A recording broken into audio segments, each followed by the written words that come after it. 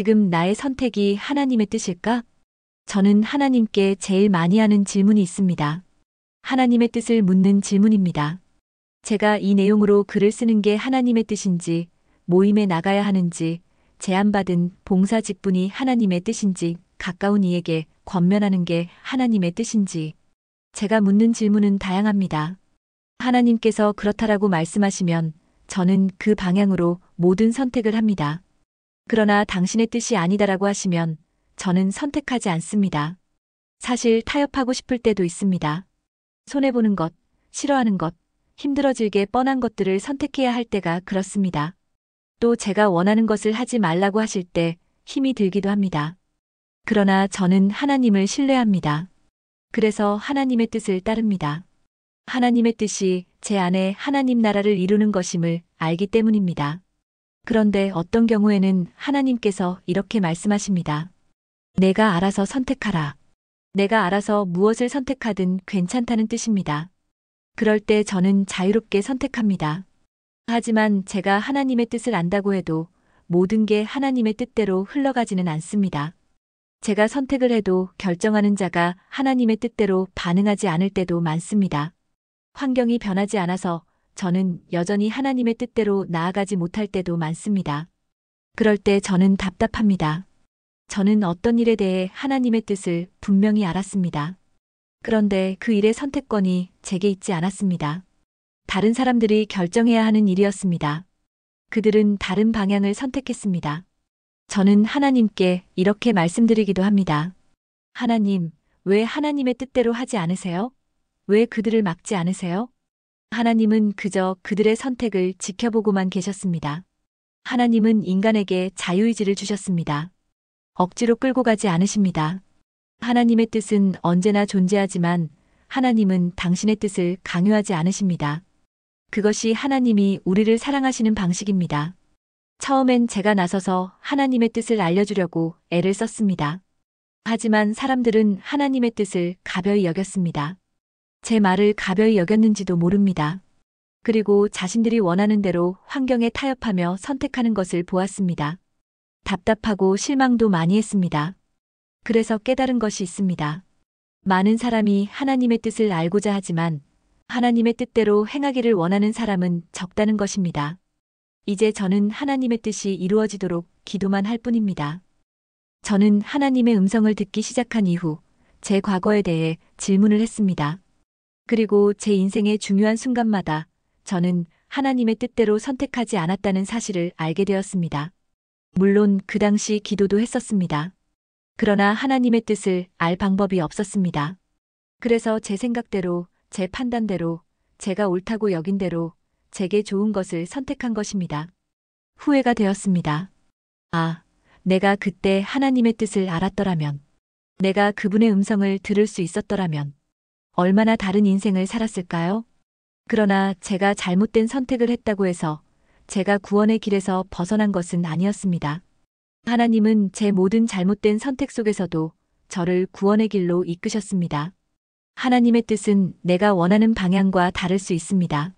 나는 세상의 성공을 원하지만 하나님은 영적인 회복을 당신의 뜻이라고 하실 수도 있습니다.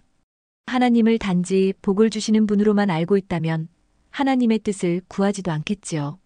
단지 자신의 소원을 들어달라고만 할 것입니다. 하나님의 뜻은 우리의 행복과 안정, 평안을 위한 것도 있습니다. 그러나 하나님의 뜻의 가장 큰 원칙은 모든 사람이 구원에 이르기를 원하신다는 것입니다. 이것이 하나님 뜻의 핵심입니다. 이것은 절대 변하지 않습니다.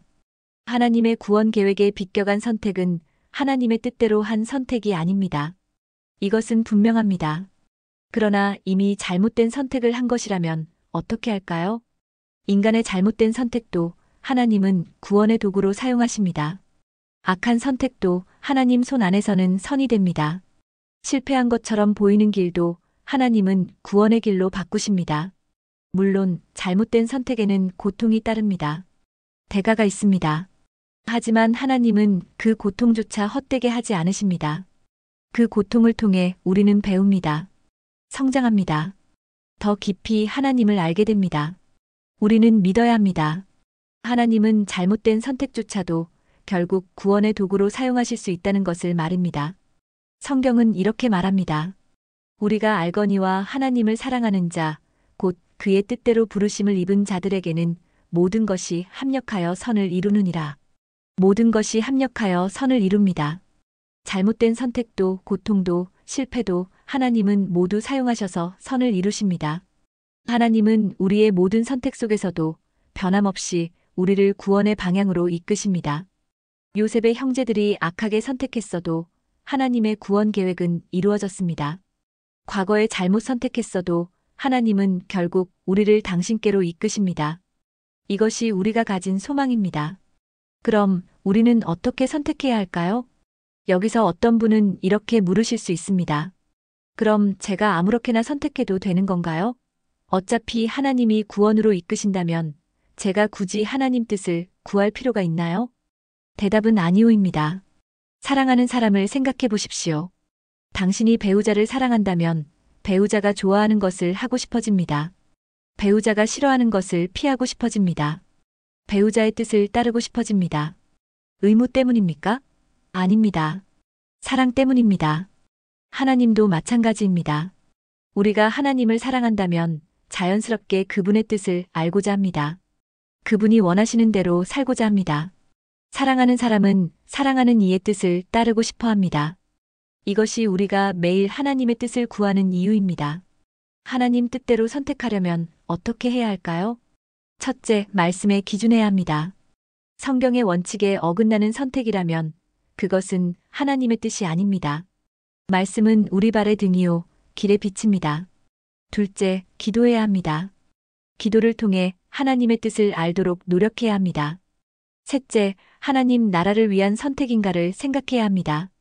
이 선택이 나의 유익만을 위한 것인가, 아니면 하나님 나라의 유익을 위한 것인가? 당연히 선한 선택이어야 합니다. 말씀에 근거한 선택이어야 합니다. 그러나 이 모든 것을 다 했는데도 여전히 확신이 서지 않을 때가 있습니다. 그때는 믿음으로 선택하십시오. 하나님이 나와 함께 하신다는 믿음으로 한 걸음 내디디십시오.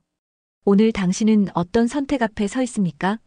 어떤 길로 가야 할지 몰라 막막합니까? 이게 하나님의 뜻일까? 확신이 서지 않습니까? 두려워하지 마십시오. 왜냐하면 하나님은 당신을 사랑하시기 때문입니다. 당신이 하나님을 신뢰하고 하나님 안에 거하기를 원한다면 하나님은 당신의 모든 선택을 사용하셔서 당신을 구원의 길로 이끄실 것입니다. 설령 오늘 잘못된 선택을 하더라도 하나님은 그것조차 선으로 바꾸실 것입니다.